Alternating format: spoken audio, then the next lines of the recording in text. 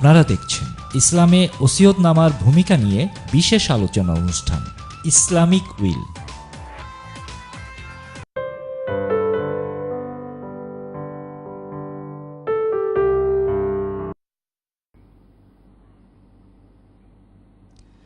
আসসালামু আলাইকুম ওরহমতুল্লাহি ওয়া বারাকাতুহু। সম্মানিত দর্শক ভাই বোনেরা, বিরতির পর আমরা আবারও ফিরে এসেছি আমাদের ইসলামিক উইল বিষয়ক আলোচনা অনুষ্ঠানে। আমি শুরুতে যেটা বলেছিলাম যে আমরা অনুষ্ঠানের দ্বিতীয় সেগমেন্টে এখন এবং পরের পার্টেও আমরা চেষ্টা করব আমাদের দর্শকবৃন্দের ভিউ নেয়ার জন্য, কারণ আমরা জানি উইল মুসলমানদের জীবনে অন্যতম ইম্পর্ট্যান্ট একটি পার্ট সম্পদ বন্টনের ক্ষেত্রে। কিন্তু আমরা যদি পার্সেন্টেজ ওয়াইজ দেখি, আমরা দেখব যে অনেক মুসলমানই তাদের উইল মেক করেন না বা এ ব্যাপারে সচেতনতা আমাদের মধ্যে ওরকম করে পাওয়া যায় না। আমরা জানি ইসলাম একটি পূর্ণাঙ্গ জীবন ব্যবস্থা, যেটা আমি শুরুতে বলেছি। আল্লাহ রাব্বুল আলামিন কোরআন শরীফেও বারে বলেছেন যে ইসলাম পরিপূর্ণ জীবন ব্যবস্থা। আমাদের সম্পদের বন্টন ব্যবস্থার ক্ষেত্রেও উইলের অন্যতম একটি দিক আমরা কিন্তু ইগনোর করে চলি সব সময়। অ্যাজ ব্রাদার আবিদ ক্লারিফাইড, যে যখন আল্লাহ রাসূল সাল্লাল্লাহু আলাইহি ওয়াসাল্লাম বলেছিলেন যে উইল না করে তোমরা যাতে 2 রাত বা 3 রাত না ঘুমাও, এটা ভেরি ইম্পর্টেন্ট। সাহাবারা কিন্তু তখন উইল না করে একটি রাত পর্যন্তও পার করেন নাই। আমাদেরকে এটা খেয়াল করতে হবে। এজন্য এটা অন্যতম ইম্পর্টেন্ট একটা ইবাদা এবং আমাদের একটা obligatory part of our property and wealth, that এটার ম্যানেজমেন্টের ক্ষেত্রে আমরা অবশ্যই উইল লিখে রাখবো এবং এইটাকে আমাদের সম্পদের অন্যতম একটা অঙ্গ হিসাবে গণ্য করব। একটা জিনিস আমাদের মধ্যে মিসকনসেপ্ট আছে যে আমি যদি উইল করি তাহলে আমার প্রপার্টি মনে হয় চলে যায়, আমার প্রপার্টি মনে হয় আমার মধ্যে আর থাকে না। এটা একটা মিসকনসেপ্ট আমি বলবো, যে আমরা মনে করি যে উইল করে দিলেই বোধহয় আমার প্রপার্টিটা আমি কাউকে দিয়ে দিলাম। এটা কিন্তু ঠিক না। উইল যখন আপনি প্রপার্টি করলেন, বেসিক্যালি আপনার মরণের পরে আপনার সম্পদের উপর আপনি একটা কন্ট্রোল রাখলেন। আল্লাহ রাব্বুল আলামিন কোরআন শরীফে আমাদের সম্পদকে ফিতনা বলেছেন। এই সম্পদই কিন্তু আমাদের চলাফেরার একমাত্র অবলম্বন। তো আমরা চেষ্টা করব যে জানার জন্য, বোঝার জন্য, যে উইল যখন আমরা করব তখনই কি যে আমাদের সম্পত্তি ডেলিভারি অফ পজেশন হয়ে যাবে এমনটা কিন্তু না। আমার উইলটা এফেক্টিভ হবে আমার যখন আমি মরে যাব, তারপরে আমার মরণের পরে আমার উইলটা এফেক্টেড হবে। সেক্ষেত্রে আমি যা বলবো সেভাবে আমার উইলের আমার প্রপার্টিটা ডিস্ট্রিবিউটেড হবে। আমরা যারা এদেশে থাকি বা যে মুসলমানরা অমুসলিম দেশে থাকেন, আমরা জানি কোন বিশ্বের কোনো দেশেই ইসলামিক আইন ওইভাবে প্রযোজ্য না যে রাষ্ট্র আপনার উইলের ব্যবস্থা করবে। কিন্তু আমাদের মনে রাখা লাগবে, এদেশে যেভাবে আমরা থাকি, আমরা যদি উইল না করি, আমাদের প্রপার্টি, আমাদের সম্পদ, আমাদের বন্টনের ক্ষেত্রে, আমাদের মরণের পরেও কিন্তু আমাদের কোনো হাত যখন থাকবে না, এমন হবে আমার যদি মনে করেন সিভিল, অনেকে আমরা এদেশে নর্মালি যেটা করি যে রিলিজিয়াস ম্যারেজ আমাদের হয় কিন্তু রেকর্ডেড ম্যারেজও হয় না। তখন দেখা যাবে যে আমার মরণের পরে যেহেতু আমার ওরকম করে কোনো রেকর্ড নাই, অনেক ক্ষেত্রেই দেখা যায় যে আপনার প্রপার্টিতে পর্যন্ত লোকাল অথরিটির একটা কন্ট্রোল চলে আসে। কিন্তু আমাদের বোঝা দরকার যে এটা কিন্তু আমি আগেই কন্ট্রোল করতে পারতাম যখন আমি একটা উইল যদি করে ফেলতাম। এবং উইল করে ফেললে আমার সম্পদের পরে কিভাবে বন্টন ব্যবস্থা হবে আমার মরণের পরে আমার সম্পত্তির উপর, এটা কিন্তু পুরোপুরি আমি বুঝতে পারি এবং এটা কিন্তু আর কারো কোনো অথরিটি থাকে না এটার উপরে। এজন্য আমরা চেষ্টা করব এবং আমরা এজ এ মুসলিম খেয়াল করবো যে এটা একটা অব্লিগেটরি বিধান, এমন না যে এটা উইল আপনি করতেও পারেন নাও পারেন। As brother Abid clearly explain that from Quran and Sunnah, from two narration, one by Abu Huraira, obviously the same narration by Abdullah ibn Umar radiallahu ta'ala anhu. Brother Abid, as an imam and as a campaigner of will, Islamic will in different, I understand you work in community and you do a lot of project work regarding awareness of Islamic will in our community. Can you share your experience that why, being a very important part of Muslim life, being a very important aspect of Muslim life as a Muslim brother and sister, why is less percentage? I would say not more than, do you have any experience that how many brother basically make an will as a Muslim? Okay, in terms of the question of percentages of the Muslim community and, if you like, the lack of importance that this topic is given, there are certain reasons for this to be borne in mind. First and foremost, I think it's noteworthy and a salient point to be again borne in mind that it's not just within the Muslim community that there's a shortfall of wills being written. In fact, even if you look in the wider community, Muslims and non-Muslims alike, wills are not actually written as much as they should be. In fact, I recall some months back there was make your will week which occurred, and many of the charities that we were partnering up with were actually engaging with the Muslim community as well alongside ourselves during that week for will preparations.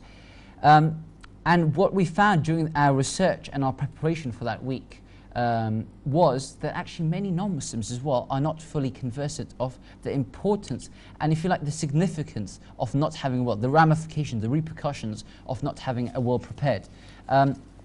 But from a Muslim perspective, if I could just say, perhaps because our audience perhaps maybe majority Muslims, it's worth bearing in mind that irrespective of what the situation out there may be, we have to hold ourselves to a higher standard, if you like. And I think the key reason perhaps is the fact that none of us really are expecting to die anytime soon. You know, each one of us thinks, yeah, I'll die at some point, but maybe not anytime that soon. And when you have that type of mentality, and it's so easy for that to creep in, you know, you think, procrastination, they say, is the chief soldier of the devil. You know, you think, I'll do it next week, I'll do it tomorrow, yeah?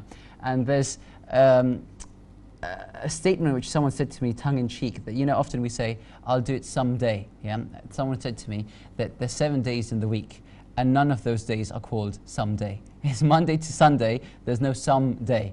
And often we just think to ourselves, we'll do it one day or someday. And that's the problem. Whereas the Quran says very clearly, كُلُّ نَفْسٍ ذَائِقَةُ الْمَوْتِ, that every soul will taste death. And no soul knows when that will happen, which land that will happen in. It could happen when you go on holiday. It could happen, you know, tonight. No one knows. Tomorrow is not promised to anyone. And also, I think, as a second point, in addition to us not fully appreciating, you know, the delicate and fragile nature of our lives, that literally we could cross the road tonight or tomorrow, Allah forbid, and that could be it. And then it's a matter of our family and ourselves and the wealth that we left behind. Have we ensured that we have done our bit to ensure that it's going to be distributed in an equitable manner? The Prophet ﷺ actually said, لِكُلِّ فِتْنَةٍ أُمَّةٍ, for every community there is a fitna, a test, a tribulation. وَفِتْنَةُ أُمَّتِي الْمَالِ, and the fitna of my nation is that of wealth. So we forget that actually the amount of discord and disunity and struggles that occur within our community, within our families perhaps, as a result of an unequitable or an unclear or unvalid will. So these are ramifications which A, don't cross our minds, we don't appreciate fully, and perhaps even before that, we're not even thinking about death as much as we ought to be thinking, because it's a reality. Thank you very much, brother Abid. সম্মানিত guest যেটা বলার চেষ্টা করেছিলেন যে আমরা জানি আমরা মরে যাব, কিন্তু আমরা চিন্তা করি না ওভাবে যে আমি আজকে মরতে পারি বা কালকে মরতে পারি বা পরশু মরতে পারি। আমাদের চিন্তা থাকে যে আমি উইল করব। অনেক ব্রাদার এবং সিস্টার যারা আছেন যে তারা মনে করেন আমার একটা উইল করা দরকার, কথা বলেন সলিসিটরের সাথে, তারপরে দেখেন এক মাস পর আর কোনো ওইভাবে চিন্তা থাকে না। অনেকে আছেন হজে যাওয়ার আগে মনে করেন যে আমার উইলটা করে ফেলা দরকার, আবার হজে যাওয়ার আগে হয়তো ওইভাবে করা হয় না, হজ থেকে ফিরে আর ওইভাবে এটা করা হয় না। অনেকে অসুস্থ হয়ে পড়েন তখন ভাবে আমার একটা উইল করা দরকার, কিন্তু শেষ পর্যন্ত যখন সুস্থ হয়ে যান তখন মনে করেন উনি বোধহয় স্থায়ী হয়ে যাবেন, আর ওইভাবে উইলটা করার চেষ্টাও করেন না। উইল যখন করব, আমি যেটা বলবো যে আপনারা আমাদের বোঝা দরকার ফার্স্ট অফ অল, এবং আমি যেটা প্রথমেই বলেছিলাম যে ভিউয়ার্সরা আমাদেরকে এক্সপিরিয়েন্স শেয়ার করেন, আপনাদের অপিনিয়ন আমাদের সাথে এক্সচেঞ্জ করেন, এবং আমরা এইভাবে একটা অ্যাওয়ারনেস ক্রিয়েট করব মুসলিম উম্মার মধ্যে যে আমাদের সম্পদের ক্ষেত্রে উইল করাটা কীভাবে ইম্পর্টেন্ট। এখন আমি আমার গেস্টকে যেটা বলার চেষ্টা করব, brother Abid, how it's important for me and what's the benefit I get if I make a will as a Muslim? What is the, say for example, I understand there are foremost benefit that my property will not be subject to control by UK government or whatever government, irrespective of this sort of legal law and legislations. That one thing, that I will have a foremost control over my property. That's number one. In terms of religion, what are the obligatory like insight intention, insight affect can be on my a'mal if I make a will, and what happen and what is the effect, consequences if I don't make it. From your experience, what do you think? Okay, an excellent question. And I think the way to look at it really is to divide it into two separate sections. So you have, if you like, material or worldly benefits, and then you have some spiritual benefits as well. So there are two. There's the worldly material practitioner side of the benefits, and then there's spiritual benefits which are accrued both in this world and the hereafter as a consequence of having a will.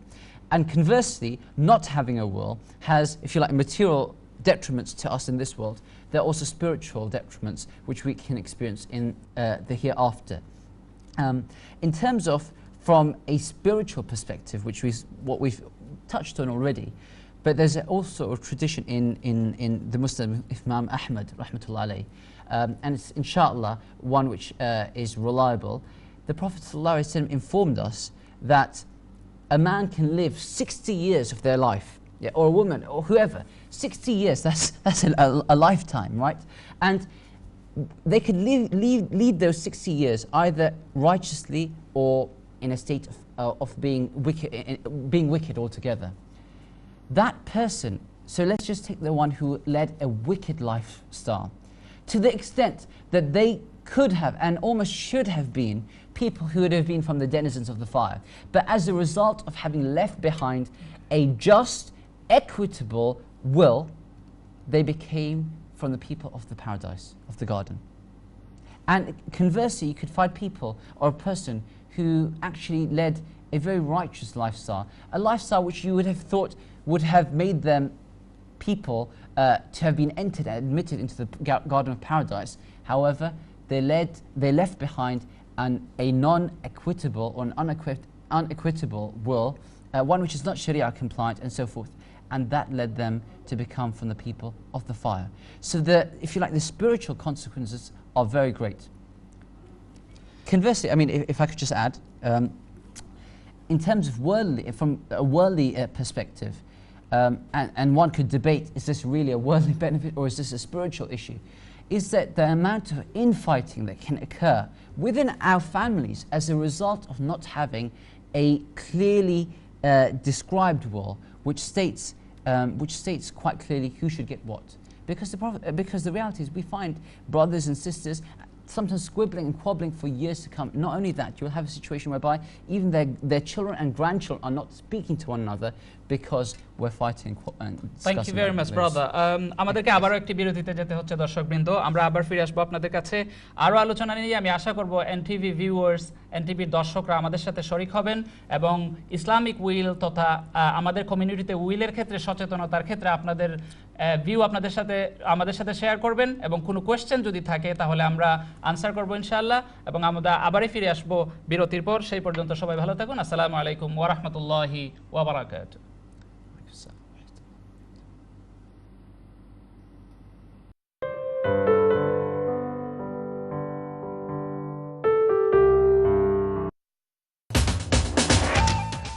আপনারা দেখছেন ইসলামে ওসিয়তনামার ভূমিকা নিয়ে বিশেষ আলোচনা অনুষ্ঠান Islamic will.